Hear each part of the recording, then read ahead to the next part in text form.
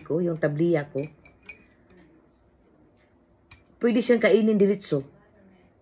Hindi siya mapait. Masarap siya. Para siyang candy, para siyang chocolate. Galing Pinas to. Doon ko nabili din sa ano. Maganda din binigay ni Ma'am Joyce, yung sa asawa ng pinsan ko. Masarap din yun. At ito din, masarap din to kasi para siyang chocolate. Nabili ko to sa airport, sa Cebu Airport. Yung last year, yung pabalik kami dito pa uwi. Nabili ko to. Kasi pakita ko sa inyo, kunin ko guys.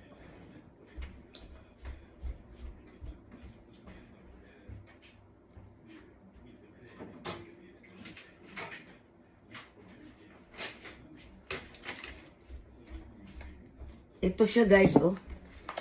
Ito siya. Ito siya ang laman niya. Ang laman, ito na po ang laman niya. Ayan, oh. Ayan.